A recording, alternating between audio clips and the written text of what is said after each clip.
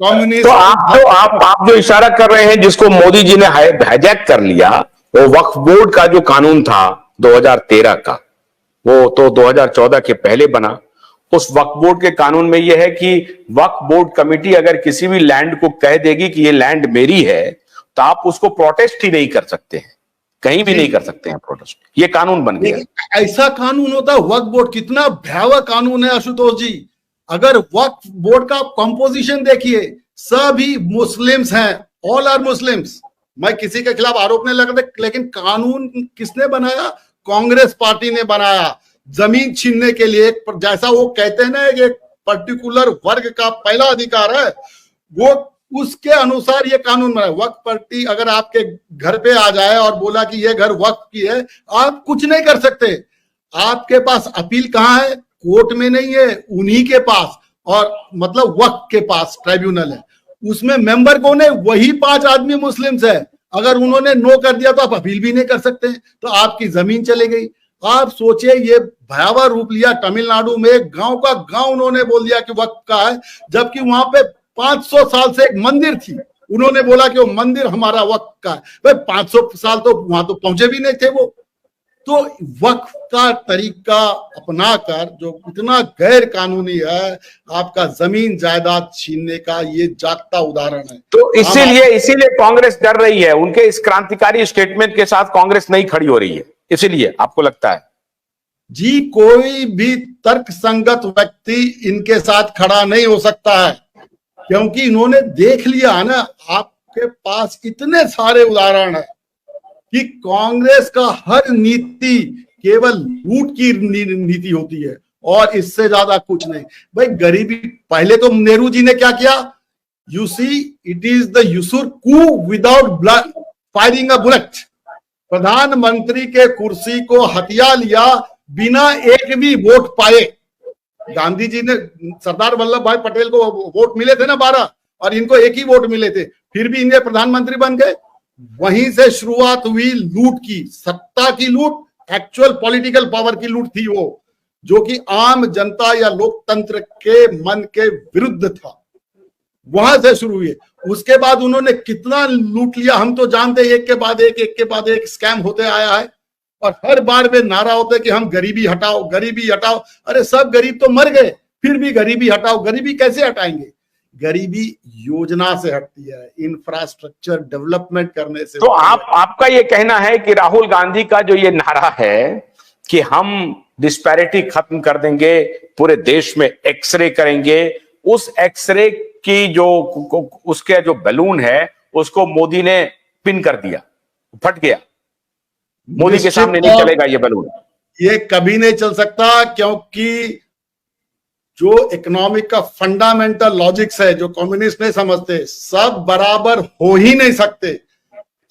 मैं भी जब कोई स्टॉक मार्केट का, सेबी भी हम प्रोग्राम जब करते हैं, लोगों को जब ट्रेनिंग देते हैं, सिखाते हैं, तो पहले ही कहते हैं कि 100 व्यक्ति में से 10 ही आदमी रुपए कमा सकता है स्टॉक मार्केट में भी, पहले कहते हैं। हर क्षेत्र में आप मुझे बताइए, राहुल गांधी क्यों ने करोड़ों प्रधानमंत्री बना देते हैं? एक ही क्यों प्रधानमंत्री, एक ही क्यों कांग्रेस का अध्यक्ष? सबको कांग्रेस का अध्यक्ष बना दो, सब बराबर। हो सकता है क्या ऐसा? ये तर्क संगत नहीं है। जो मेहनत मतलब आप ये कह रहे हैं कि राहुल गांधी अपने ही चाल में फंस गए हैं। अब राहुल गांधी के ऊपर सेल्फ गोल हो रहा है, मोदी की अटैक हो रही है। मोदी कह रहे हैं कि आपका मंगलसूत्र लेकर के मुसलमानों को दे देंगे, आपकी संपत्ति लेकर के मुसलमानों को दे देंगे, और ये पोलराइज होता जा रहा है। और ये जो इलेक्टोरल नारा था इनका, ये क्रांतिकारी जो नारा था, जिसमें एंग्री यंग मैन इनको दिखने की जो बात थी कि ये डिस्पैरिटी को खत्म करने के लिए एक यंग मैन आ गया है मैदान में, और वो सब अमीर गरीब की बीच की खाई को खत्म कर देगा। अब उसको नरेंद्र मोदी ने अपने तरफ ट्वीट कर लिया है, और जैसा कि आप जैसे जो सिंपथाइजर हैं भारतीय जनता पार्टी के, वो बड़ी तेजी से ये सब बात बोलना शुरू कर दिए, ये क्या करेंगे, ये क्या करेंगे, ये क्या करेंगे। तो राहुल गांधी फंस गए, और इसीलिए कांग्रेस पार्टी जो है खुद को डिस्टेंस में रखी हुई है। जी, ये तर्क संगत बिल्कुल नहीं है। आप देखिए, सरकार का काम है व्यवस्था का निर्माण करना। यथा, मैं बार बार कहता हूं, यथा राजा व्यापारी तथा प्रजा भिखारी, इसीलिए सभी सरकारी कंपनियां बंद हो गई कांग्रेस के जमाने में। अभी आप देखें ना, जिसका एम्प्लॉयमेंट गारंटीड हो, तनख्वाह गारंटीड हो, वो तो काम ही नहीं करता। कितने ऑर्डिनेंस फैक्ट्री में आप जाके देखिए, कितने सरकारी कंपनी। आपने एक उदाहरण दिया बीएसएनएल का, आप जानते हैं बीएसएनएल में आपका टेलीफोन ठीक होने में 15 दिन लगता था। आप 15 दिन रुक सकते क्या? आपको टेलीफोन कनेक्शन के लिए लोग घूस देते थे, पैसे देते थे, ब्राइबरी करते थे कि उनका नंबर पहले, ये सब जग जाहिर है। अब तो बिल्कुल नहीं है। जितना ज्यादा कंपटीशन रहेगा उतना आसानी होगी और देश तरक्की करेगी।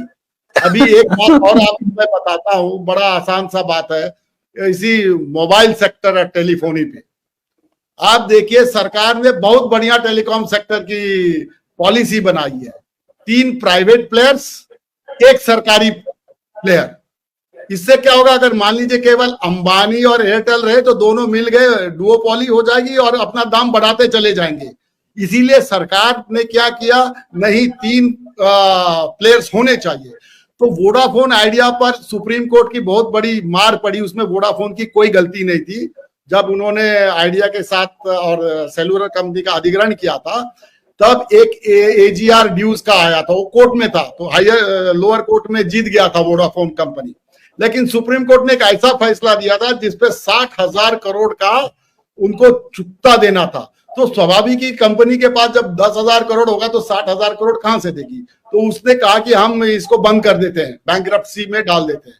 तो इस सरकार ने पॉलिसी लाई कि उसको, आप सोचे कितनी करेज चाहिए था प्राइम मिनिस्टर को और सरकार को।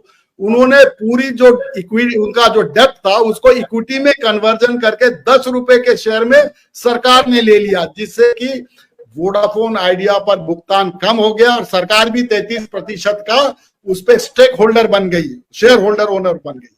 अभी लोगों ने भी फिर इसके बाद भरोसा जताया और कल ही 20,000 करोड़ लोगों ने इन्वेस्टमेंट किया, 20,000 करोड़ रुपए, जबकि एप्लीकेशन आई थी 94,000 करोड़। अब तो इस अच्छी नीति के अंतर्गत टेलीकॉम सेक्टर फल फूलेगा और आपको और हमको अच्छा डेटा सस्ते दाम पे मिलता रहेगा और हमारा जो वाईफाई सिस्टम है, जो बिजनेस सिस्टम है, जो मेडिकल सिस्टम है, वो आसानी से चलता रहे। तो सरकार का काम है सिस्टम बनाना, इंफ्रास्ट्रक्चर करना, ना कि नौकरी देना। सरकारी नौकरी कितना दे सकता है? सभी सरकारी नौकर बनेंगे तो काम कौन करेगा? सरकार में भी आपको मैं बता रहा हूं कि हर ऑफिस में सरकारी आदमी, जैसे किसी ऑफिस में, मैं नाम नहीं लेना चाहता हूं, एक ऑफिस में एक डायरेक्टर साहब कह रहे थे आउटसोर्सिंग क्लर्क दिया, वो क्लर्क को 15,000 रुपए मिलते थे, दिन में 100 लेटर टाइप करता था वो clerk, lady clerk 100 letter type करती थी। वहीं पर 4 सरकारी क्लर्क थे, दिन में 4 लेटर टाइप नहीं होता था। आप बताइए, फिर सरकारी नौकर दे सकते थे? वो जो डायरेक्टर साहब है वो लड़ भी नहीं सकते, क्योंकि कोई एससी का आरोप लगा देगा, कोई एसटी का आरोप लगा देगा, कोई ओबीसी का आरोप लगा देगा, SC ST एक्ट का लगा देगा। ये मैंने देखा हुआ है, इसीलिए मैं कह रहा हूं। तो आउटसोर्सिंग का कंसेप्ट इसीलिए आया क्योंकि सरकारी आदमी काम नहीं कर रहा था। आप ये जानते होंगे कि अंग्रेजों ने सरकारी आदमी को यह अधिकार दिया था कॉम्पैशनेट अपॉइंटमेंट की। कॉम्पैशनेट अपॉइंटमेंट क्या होता? अगर उसकी मृत्यु हो जाए तो उसके परिवार में किसी भी एक व्यक्ति को कॉम्पैशनेट अपॉइंटमेंट मिल जाता था, ये उसका अधिकार था। तो जब पिता ने मेहनत की तो सरकार ने उसको यह सुविधा दी।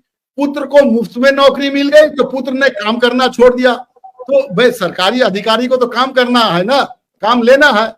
तो उन्होंने उसको धीरे धीरे उसको लिमिट कर दी कि नहीं, केवल 5% लेंगे, 100 में से 100 को नहीं लेंगे। उसके बाद वो भी काम करना छोड़ दिया, तो धीरे धीरे वो भी बंद करना शुरू कर दिया। और अभी बहुत ही कम मामला में है कॉम्पैशनेट अपॉइंटमेंट, क्योंकि वो अपना अधिकार खो बैठे, काम नहीं करते हैं। इसीलिए जो मुफ्त में जिसको मिलेगा वो काम नहीं करेगा, बिल्कुल काम नहीं करेगा और देश में अनार्की हो जाएगी। तो इसका मतलब है कि कांग्रेस का जो क्रांतिकारी ये बयान था राहुल गांधी का, वो इस इलेक्शन में काम नहीं करेगा, और अगर करेगा तो मोदी के फेवर में करेगा आपके हिसाब से, क्योंकि मोदी ने उनके इस क्रांतिकारी को बयान को पॉलिटिकल ट्विस्ट ऑलरेडी दे दिया है और इसीलिए कांग्रेस पार्टी पीछे हट रही है। आज की बातचीत से आपको पता चल गया। बहुत बहुत शुक्रिया कर्नल झा, आपने बहुत बाद में बहुत अच्छी बैटिंग की। हमारी ये कोशिश रहती है कि दोनों तरफ से बढ़िया बैटिंग आपको देखने को मिले, बढ़िया तर्क देखने को मिले और हर पक्ष खुल करके आपके सामने आए। और हम एक रेफरी के तरफ दोनों तरफ से मुद्दे को आपके सामने रखते रहेंगे। किसी का पक्ष नहीं, ना काहू से दोस्ती, ना काहू से बैर। हर पक्ष को बहुत मजबूती से आपके सामने रखेंगे। कभी कभी आपको लगेगा कि हम भाजपा के समर्थन में हैं, कभी कभी लगेगा कि हम कांग्रेस के समर्थन में हैं, लेकिन हम सारे तर्क आपके सामने रखेंगे, बड़ी इंडिपेंडेंट होकर के, निष्पक्ष होकर के। बहुत बहुत शुक्रिया। आज आशुतोष कर्मा दीजिए, कल फिर मुलाकात होगी। नमस्कार।